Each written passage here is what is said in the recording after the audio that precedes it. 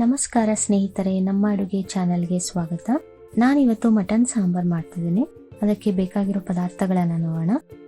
1.5 kg mutton ತಗೊಂಡಿದ್ದೀನಿ. ಅಚ್ಚಕಾರದ ಪುಡಿ 4 tea spoon, ಧನಿಯಾ ಪುಡಿ 8 ಟೀ ಸ್ಪೂನು, ತೆಂಗಿನಕಾಯಿ 1 ಕಪ್ ಅಷ್ಟು, ಅರಿಶಿನ, ಮಸಾಲೆಗೆ 3 ಮೀಡಿಯಂ ಸೈಜ್ ಈರುಳ್ಳಿ ಕಟ್ ಮಾಡಿ ಇಟ್ಕೊಂಡಿದ್ದೀನಿ, 2 ಗೆಡ್ಡೆ ಬೆಳ್ಳುಳ್ಳಿ, ಮೆಣಸು, ಲವಂಗ 8, ಚಕ್ಕೆ 2 ಇಂಚು, ಶುಂಠಿ 1 ಇಂಚು, ಹುರ್ಗಡ್ಲೆ, ಗಸಗಸೆ ಸ್ವಲ್ಪ, ಏಲಕ್ಕಿ 1, ಕೊತ್ತಂಬರಿ ಸೊಪ್ಪು, ಪುದೀನ ಸೊಪ್ಪು 1 ಕಪ್ ಅಷ್ಟು, ಬ್ಯಾಡಗಿ ಮೆಣಸಿನಕಾಯಿ 6 ಇಂದ 7, ಒಗ್ಗರಣೆಗೆ ಸ್ವಲ್ಪ ಟೊಮೊಟೊ, ಸ್ವಲ್ಪ ಈರುಳ್ಳಿ ಹಚ್ಚಿಟ್ಕೊಂಡಿದ್ದೀನಿ. ಕುಕ್ಕರ್ಗೆ 2 ಟೇಬಲ್ ಸ್ಪೂನ್ ಅಷ್ಟು ಎಣ್ಣೆ ಹಾಕ್ತಿದ್ದೀನಿ. ಎಣ್ಣೆ ಕಾದ್ಮೇಲೆ ಸ್ವಲ್ಪ ಈರುಳ್ಳಿ ಹಾಕಿ ಫ್ರೈ ಮಾಡ್ತಿದ್ದೀನಿ. ಈರುಳ್ಳಿ ಫ್ರೈ ಆದ್ಮೇಲೆ ಟೊಮೊಟೊ ಹಾಕಿ 2 ನಿಮಿಷ ಫ್ರೈ ಮಾಡ್ಕೋಬೇಕು. ಚೆನ್ನಾಗಿ ಫ್ರೈ ಆಗಿದೆ. ಮಟನ್ ಹಾಕ್ತಿದ್ದೀನಿ. ಸ್ವಲ್ಪ ಅರಿಶಿನ, ರುಚಿಗೆ ತಕ್ಕಷ್ಟು ಉಪ್ಪು ಸೇರಿಸ್ಕೋಬೇಕು. ನಾನು 1.5 ಹಿಡಿಯಷ್ಟು ಉಪ್ಪು ಹಾಕ್ತಿದ್ದೀನಿ, ನೀವು ನೋಡ್ಕೊಂಡು ಹಾಕೋಬಹುದು. ಚೆನ್ನಾಗಿ ಮಿಕ್ಸ್ ಮಾಡಿ ಕುಕ್ಕರ್ ಮುಚ್ಚಿ 1 ವಿಷಲ್ ಬರೋವರೆಗೂ ಬೇಯಿಸ್ಕೋಬೇಕು. ಅಷ್ಟರಲ್ಲಿ ಮಸಾಲೆ ರೆಡಿ ಮಾಡ್ಕೊತಿದ್ದೀನಿ. 1 ಟೇಬಲ್ ಸ್ಪೂನ್ ಅಷ್ಟು ಎಣ್ಣೆ ಹಾಕ್ತಿದ್ದೀನಿ. ಕಾದಿರೋ ಎಣ್ಣೆಗೆ ಈರುಳ್ಳಿ ಹಾಕಿ ಫ್ರೈ ಮಾಡ್ಕೊತಿದ್ದೀನಿ.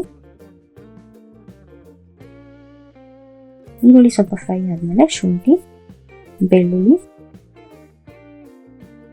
ಮೆಣಸು, ಕಡಲೆ, ಗಸಗಸೆ, ಚಕ್ಕೆ, ಲವಂಗ, ಬ್ಯಾಡಗಿ ಮೆಣಸಿನ್ಕಾಯಿ ಬೇಕು ಅಂದ್ರೆ ಹಾಕ್ಬೋದು, ಬೇಡ ಅಂದ್ರೆ ಸ್ಕಿಪ್ ಮಾಡ್ಬೋದು. ಚೆನ್ನಾಗಿ ಫ್ರೈ ಮಾಡ್ಕೋಬೇಕು. ಹುರಿದಿರೋ ಪದಾರ್ಥಗಳೆಲ್ಲ ತಣ್ಣಗಾದ್ಮೇಲೆ ಜಾರಿಗೆ ಹಾಕ್ತಿದ್ದೀನಿ. ಜೊತೆಗೆ ಕೊತ್ತಂಬರಿ ಸೊಪ್ಪು, ಪುದೀನ ಸೊಪ್ಪು, ಸ್ವಲ್ಪ ತೆಂಗಿನಕಾಯಿ. ಜಾಸ್ತಿ ತೆಂಗಿನಕಾಯಿ ಹಾಕಿದ್ರೆ ಟೇಸ್ಟ್ ಕಡಿಮೆ ಆಗುತ್ತೆ, ನಾನು ಸ್ವಲ್ಪ ಹಾಕ್ತಿದ್ದೀನಿ. ರುಬ್ಕೊಂಡ್ಮೇಲೆ ಅಚ್ಚಕಾರದ ಪುಡಿ, ಧನಿಯಾ ಪುಡಿ ಹಾಕಿ ಮಿಕ್ಸ್ ಮಾಡ್ಕೋಬೇಕು.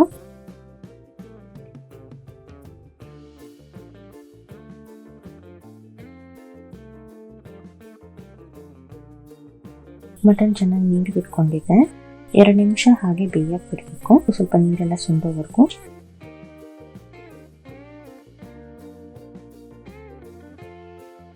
ಈಗ ರುಬ್ಕೊಂಡಿರೋ ಮಸಾಲೆನ ಸೇರಿಸ್ತಿದ್ದೀನಿ. ಚೆನ್ನಾಗಿ ಮಿಕ್ಸ್ ಮಾಡಿ ನೀರು ಆ್ಯಡ್ ಮಾಡಬೇಕು. ಹದ ನೋಡಿಕೊಂಡು ನೀರು ಸೇರಿಸಿ ಒಂದು ಪ್ಲೇಟ್ ಮುಚ್ಚಿ 5 ರಿಂದ 10 ನಿಮಿಷ ಬೇಯಕ್ಕೆ ಬಿಡಬೇಕು. ಕುದೀತಾ ಇದೆ. ಮಟನಲ್ಲಿ ಇದ್ದಂಥ ಕೊಬ್ಬನ್ನ ಸಪ್ರೇಟಾಗಿ ಇಟ್ಟಿದ್ದೆ, ಈಗ ಹಾಕ್ತಿದ್ದೀನಿ. ಕೊಬ್ಬನ್ನ ನಾವು ಜಾಸ್ತಿ ಬೇಯಿಸ್ಬೇಕಿಲ್ಲ, ಅದರಿಂದ ಲಾಸ್ಟಲ್ಲಿ ಹಾಕ್ತಿದ್ದೀನಿ. ಮತ್ತೆ 10 ನಿಮಿಷ ಪ್ಲೇಟ್ ಮುಚ್ಚಿ ಬೇಯಕ್ಕೆ ಬಿಡಬೇಕು. ನೋಡ್ತಿದ್ದೀರಾ, ಚೆನ್ನಾಗಿ ಕುದೀತಾ ಇದೆ. ಮಟನ್ ಸಾಂಬಾರ್ ರೆಡಿ ಆಗಿದೆ. ಇದನ್ನು ನೀವು ಮುದ್ದೆ ಅಥವಾ ಅನ್ನದ ಜೊತೆ ಟೇಸ್ಟ್ ಮಾಡ್ಬೋದು. ಈ ವಿಡಿಯೋ ಇಷ್ಟ ಆಗಿದ್ರೆ ದಯವಿಟ್ಟು ನಮ್ಮ ಚಾನಲ್ನ ಲೈಕ್ ಮಾಡಿ, ಸಬ್ಸ್ಕ್ರೈಬ್ ಮಾಡಿ, ಹಾಗೆ ನಿಮ್ಮ ಸ್ನೇಹಿತರ ಜೊತೆ ಶೇರ್ ಮಾಡಿ. ಧನ್ಯವಾದಗಳು.